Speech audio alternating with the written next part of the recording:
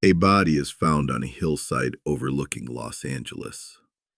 She's been strangled, left in the open, just far enough from the road to go unnoticed, for a while.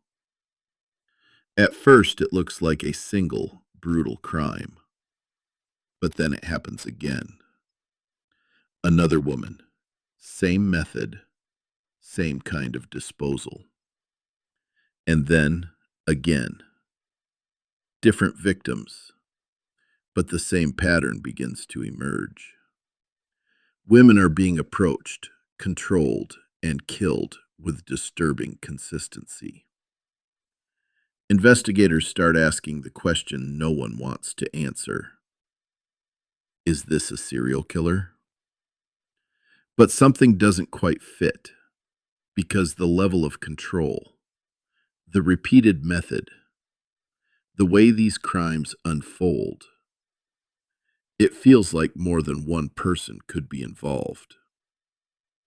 And behind the growing fear, behind the name that will soon spread across the city, the Hillside Strangler, there isn't just one killer. There are two. Kenneth Bianchi and Angelo Buono, Jr. And for months, no one sees it coming.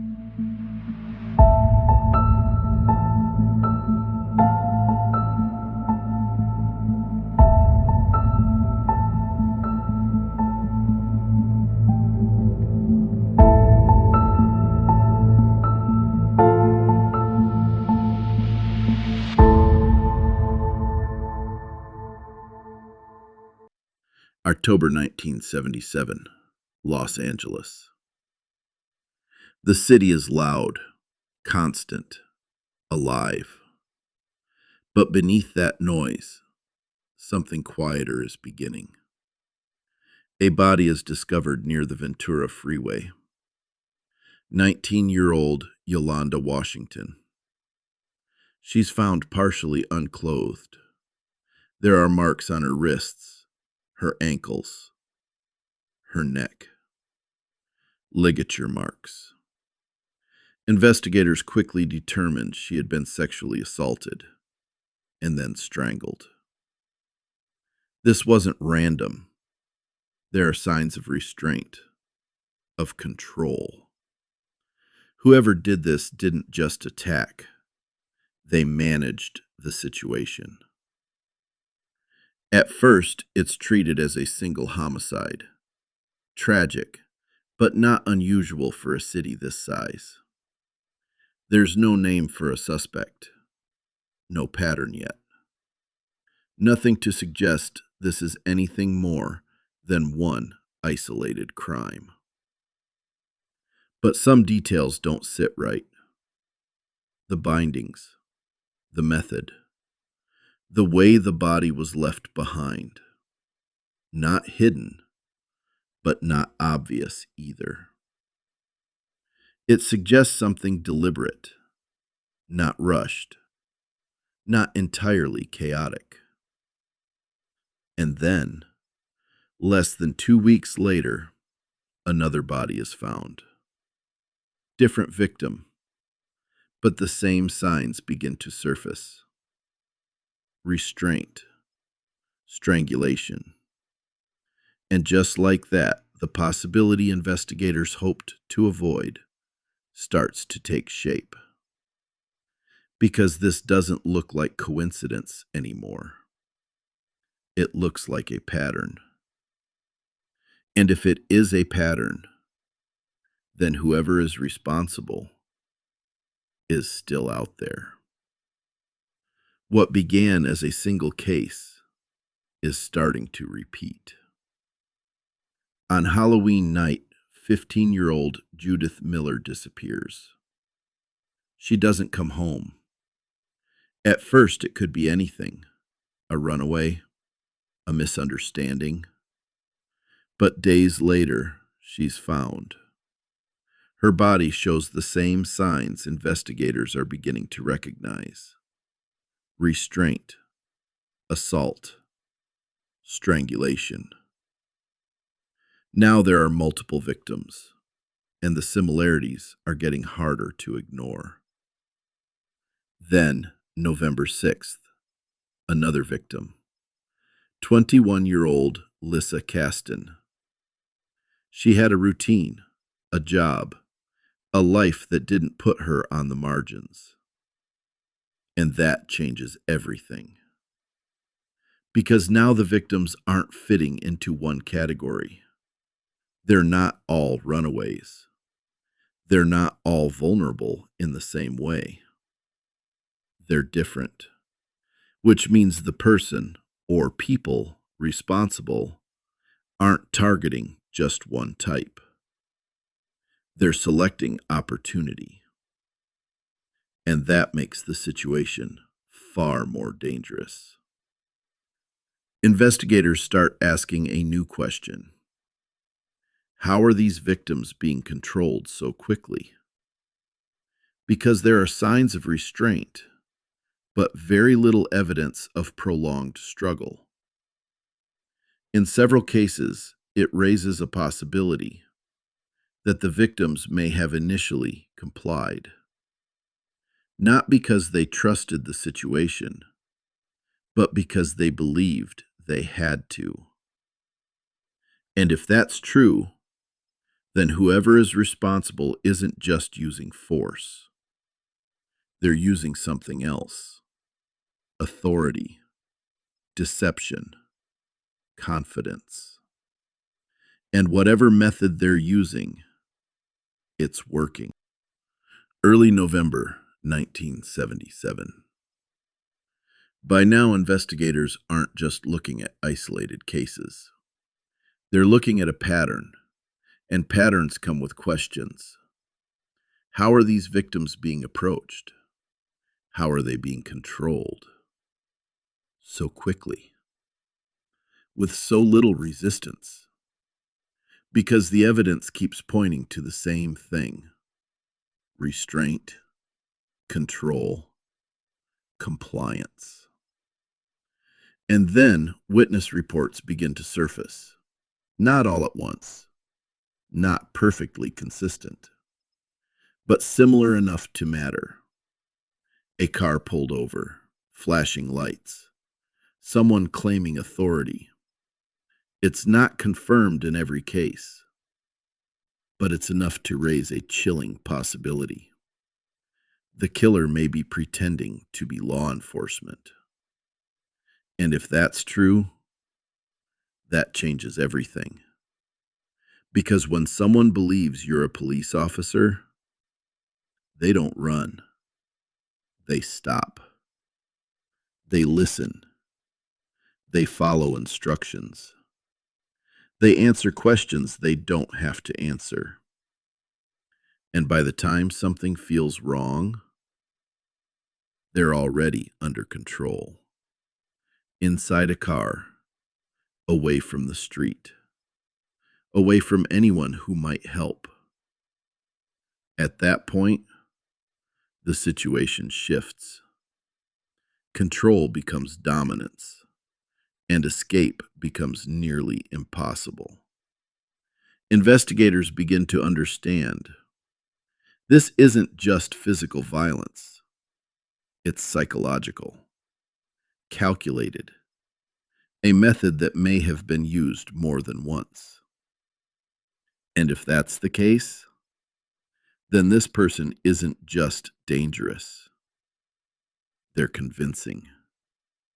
They know how to approach, how to speak, how to gain control before force is ever needed, which means stopping them is going to be a lot harder than anyone expected. Mid-November 1977. By now, investigators know one thing for certain. The hillsides aren't where the crimes begin. They're where they end. Every victim shows the same pattern: bound, assaulted, strangled, and then transported. Which means the real crime scenes, are somewhere else.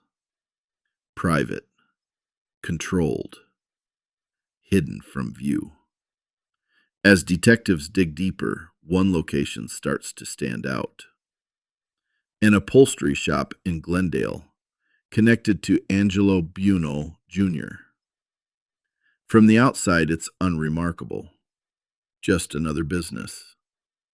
But inside, investigators begin to suspect it may have been used in some of the crimes.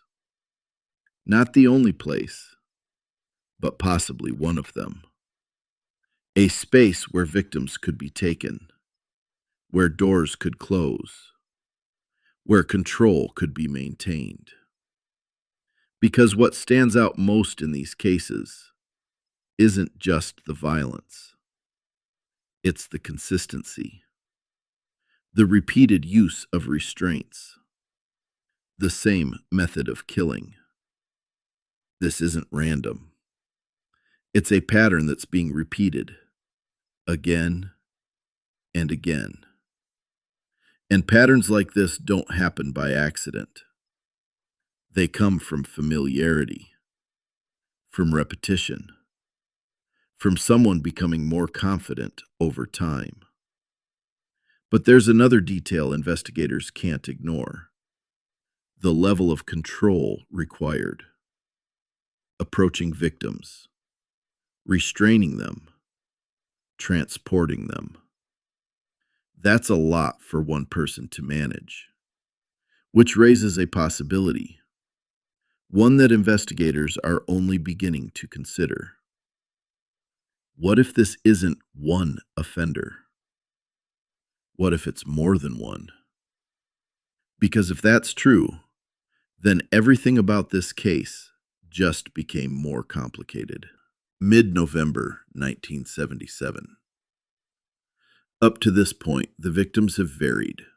Different ages, different backgrounds. But now, something shifts. 12-year-old Dolly Cepeda disappears.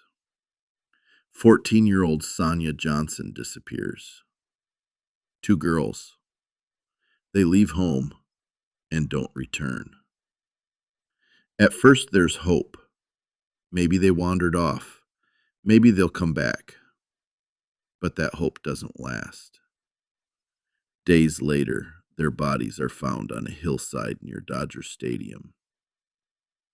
The same pattern: restraint, assault, strangulation. The same method investigators have been tracking. And with that, everything changes. Because this isn't just escalation anymore. This is a line being crossed. Children, taken from public spaces, in daylight. Details about exactly how they were approached remain unclear. But what is clear is that the offenders were able to get close. Close enough to gain control. Close enough that escape never happened. And suddenly, the fear across Los Angeles becomes something else entirely. Not just concern, panic. Parents stop letting their kids walk alone. Curfews tighten overnight. People start watching everything. Every car, every stranger, every interaction. Because if whoever is responsible is willing to target children, then no one is off limits. And that realization spreads fast, faster than the investigation. Because while the city reacts, the people responsible are still out there. Late November 1977. By now, the case has a name: the Hillside Strangler. It's everywhere: newspapers, television, conversations across the city. And with that name comes fear. Women stop going out alone. Night routines change overnight. Hitchhiking, once common, nearly disappears. Even something as routine as being pulled over starts to feel dangerous. Because there's a question no one can answer. Is it a real officer or someone pretending to be one? Reports of possible police impersonation continue to surface, not confirmed in every case, but enough to shake public trust. And once trust is gone, everything feels uncertain. Law enforcement responds. A task force is formed. Multiple agencies begin working together. Victim profiles are compared. Timelines are mapped. Patterns are analyzed. But there's a problem.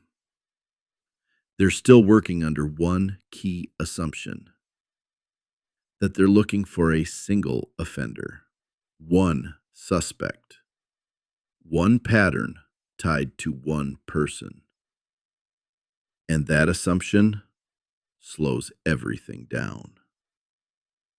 Because the crimes suggest something more complex.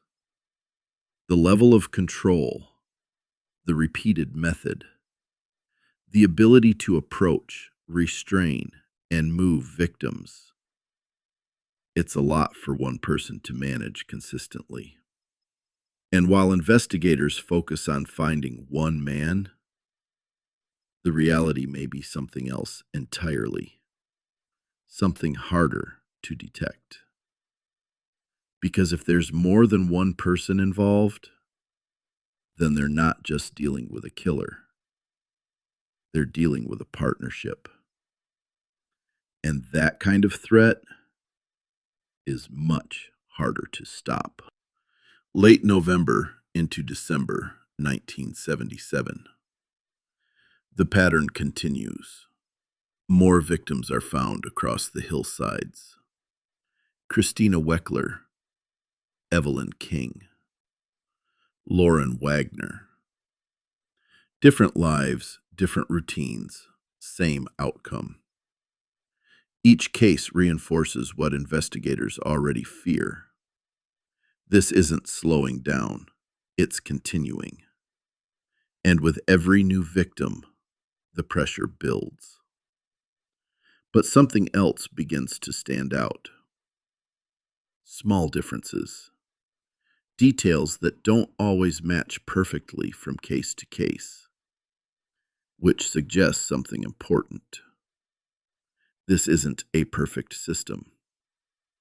It's a pattern, but not an exact one.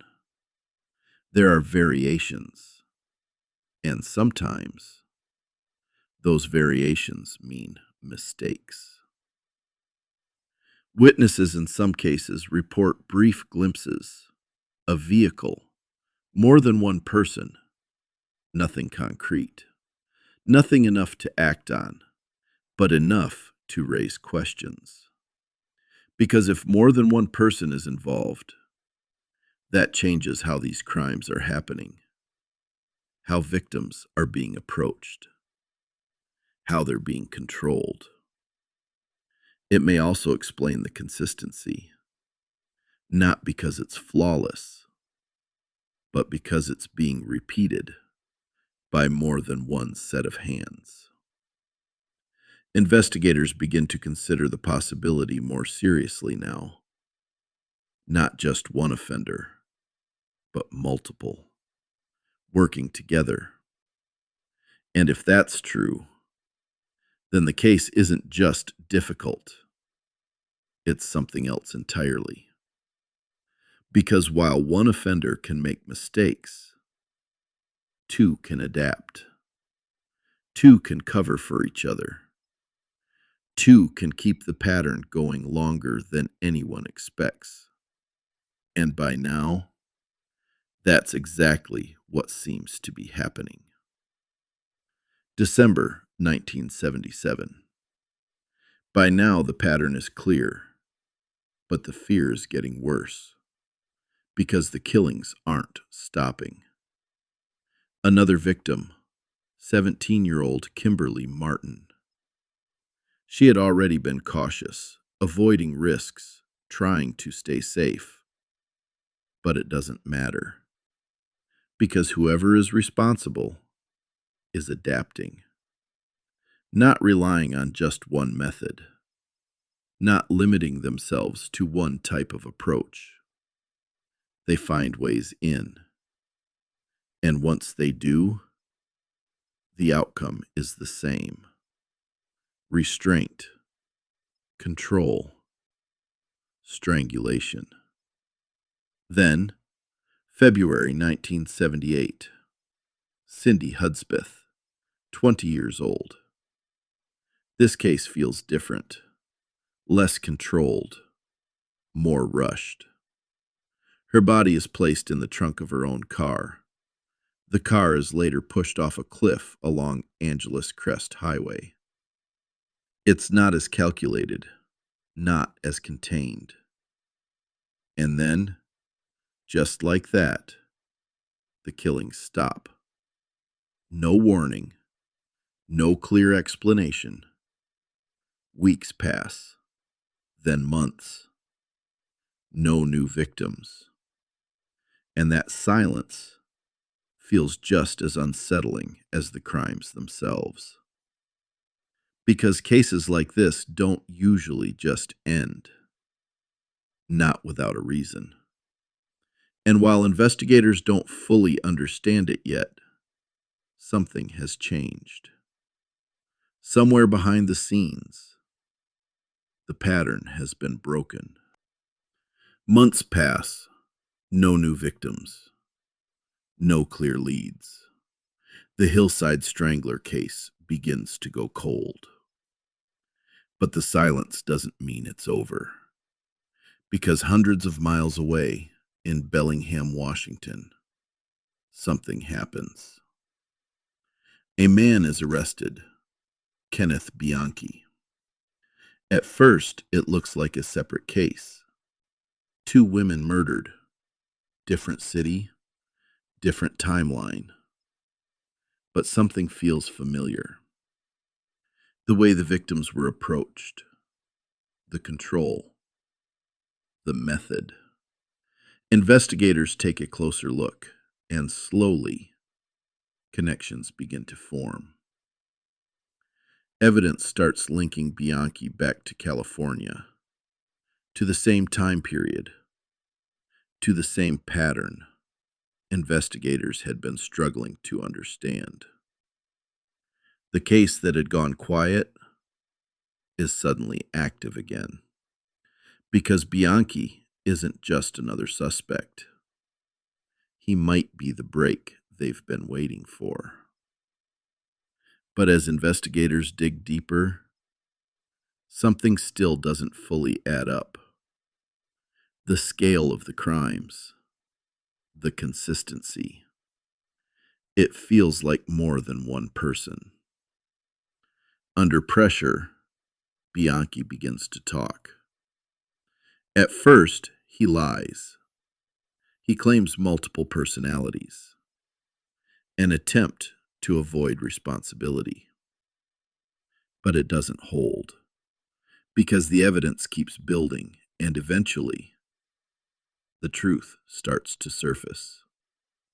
A truth that explains everything investigators couldn't piece together before. Because Bianchi wasn't working alone. He never was.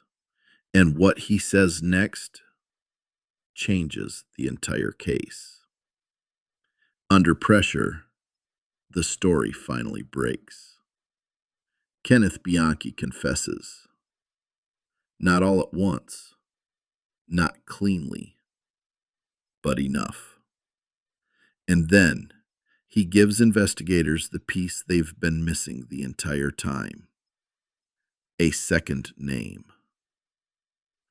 Angelo Buono, Jr.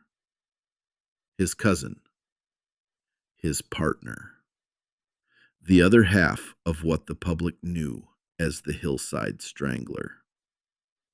Suddenly, everything starts to make sense.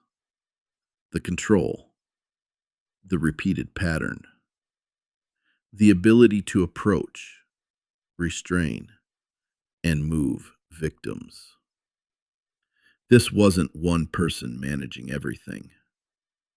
It was two, working together, making the crimes easier to carry out and harder to detect. Investigators move quickly. Buono is arrested. And as the case unfolds, the full scope of what happened in Los Angeles finally comes into focus. Bianchi makes a deal. He pleads guilty, agrees to testify. In exchange, he avoids the death penalty.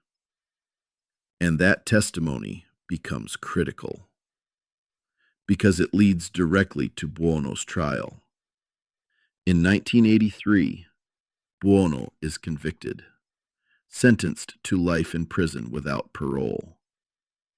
Bianchi receives multiple life sentences. And just like that, the case that terrorized Los Angeles for months is finally closed.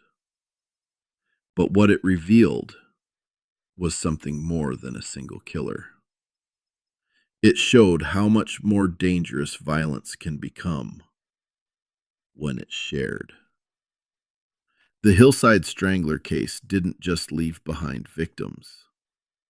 It left behind a question. How did this go on for so long without anyone realizing there were two? For months, Los Angeles was searching for one face, one suspect, one explanation. But the truth was more complicated.